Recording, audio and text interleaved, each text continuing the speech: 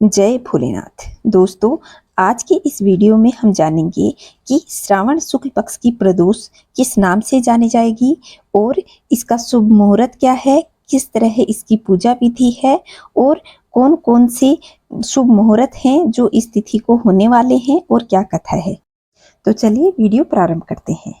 श्रावण का अंतिम प्रदोष व्रत श्रावण मास के शुक्ल पक्ष की त्रयोदशी तिथि को रखा जाता है। इस दिन शनिवार होने के कारण इस प्रदोष को शनि प्रदोष कहा गया है। शनि प्रदोष अपने आप में बहुत अधिक महत्व रखती है। कई लोग तो पूरे साल में शनि प्रदोष आती है तब व्रत रखते हैं। पूरे साल में 12 शनि प्रदोष कर सकते हैं, 6 शनि प्रदोष कर सकते हैं। जिस तरह नियम लेते हैं उसी तरह से प्रदोष किया जाता है। कोई सोम प्रदोष करता है, कोई मंगल प्रदोष करता है और कोई संपूर्ण प्रदोष का व्रत भी करता है। तो आइए, श्रावण मास में शुक्ल पक्ष की त्रयोदशी तिथि का प्रारंभ 17 अगस्त को सुबह 8:05 से होगा और वहीं शुक्ल पक्ष की त्रयोदशी तिथि की समाप्ति 18 अगस्त को सुबह 5:51 पर होगी। ऐसे में प्रदोष काल की पूजा का शुभ मुहूर्त देखते हुए प्रदोष का व्रत 17 अगस्त को शनिवार को रखा जाएगा। इस दिन 2 शुभ योग हैं। पहला है प्रीति योग, जो प्रातः काल से लेकर सुबह 10:48 तक रहेगा। उसके बाद आयुष्मान योग प्रारंभ हो जाएगा, जो अगले दिन 18 अगस्त को सुबह 7:51 तक रहेगा। आइए जानते हैं 17 अगस्त को प्रदोष काल में पूजा का शुभ मुहूर्त क्या है।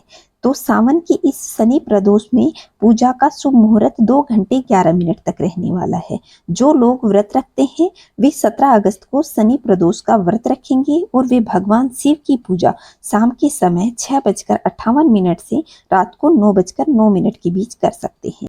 इसी बीच अगर किसी जातक की कुंडली में काल सर्प दोष है तो वे भी इस दिन काल सर्प दोष की पूजा कर सकते हैं। काल सर्प दोष की पूजा राहु काल के समय की जाती है और इस बार राहु काल का समय सुबह 9:08 से लेकर के सुबह 10:47 तक रहेगा। तो आप उस समय काल सर्प दोष की पूजा कर सकते हैं और भगवान महादेव का अभिषेक करते हुए आप अपनी कुंडली से काल सर्प दोष से मुक्ति पाने के लिए महादेव से प्रार्थना करें और कहें कि हे भोलेनाथ, आपके अलावा हमारा इस दुनिया में कोई नहीं है, आप हमें इस काल सर्प दोष से मुक्ति दीजिए। और इसी के साथ संपूर्ण विधि विधान से आप भगवान महादेव का पूजन कीजिए। पौराणिक कथा के अनुसार शनि प्रदोष व्रत रख करके भगवान शिव की विधि विधान से पूजा करने से निसंतान दंपतियों को संतान की प्राप्ति होती है और शनि प्रदोष का व्रत करने से पुत्र की प्राप्ति के योग भी बनते हैं। इसके अलावा जो लोग इस व्रत को पूरी श्रद्धा भक्ति के साथ करते हैं उनके घर में सुख समृद्धि धन वैभव सबकी प्राप्ति होती है और भगवान महादेव और माँ गोरा उन्हें ढेर सारा आशीर्वाद देते हैं। वैसे भी श्रावण मास भगवान भोलेनाथ और माँ गोरा का ही मास है, इसलिए आप शनि प्रदोष के दिन खूब धूमधाम से भगवान महादेव की पूजा कीजिए और माँ गोरा के साथ उनका गठजोड़ा बंधन कीजिए। इससे आपका सुहाग अखंड बनेगा और घर धन धान्य से भरेगा। आइए जानते हैं शनि प्रदोष व्रत की कथा।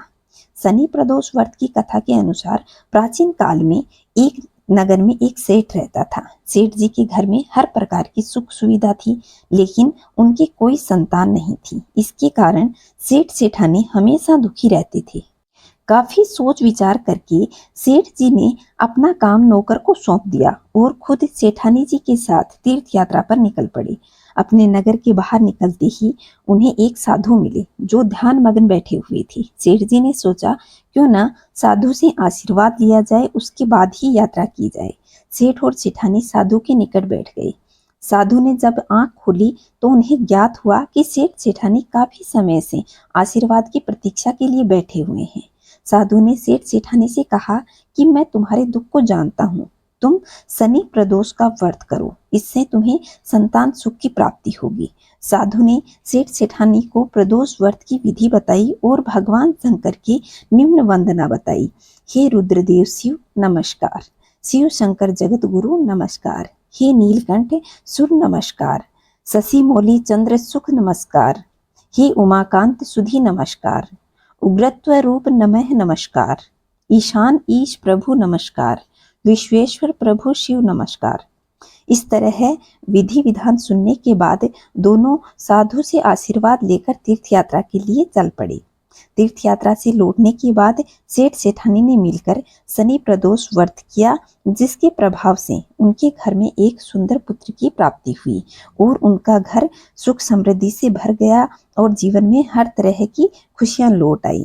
तो जो लोग शनि प्रदोष का व्रत करते हैं उन निसंतान दंपतियों को संतान की प्राप्ति होती है और महादेव उन्हें ढेर सारा आशीर्वाद देते हैं।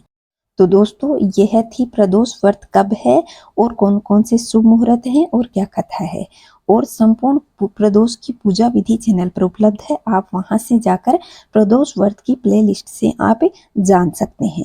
तो आशा करती हूँ मेरे द्वारा दी गई जानकारी आप लोगों को पसंद आई होगी। अगर वीडियो पसंद आया हो तो वीडियो को लाइक करें, शेयर करें और चैनल पे पहली बार आए हैं तो चैनल को सब्सक्राइब करके पास के बेल आइकन को दबाएं। साथ ही कमेंट में जय श्री महादेव अवश्य लिखिएगा। खुश रहें, मस्त रहें, चारों तरफ स्वच्छता बनाए रखें। जय भोलेनाथ।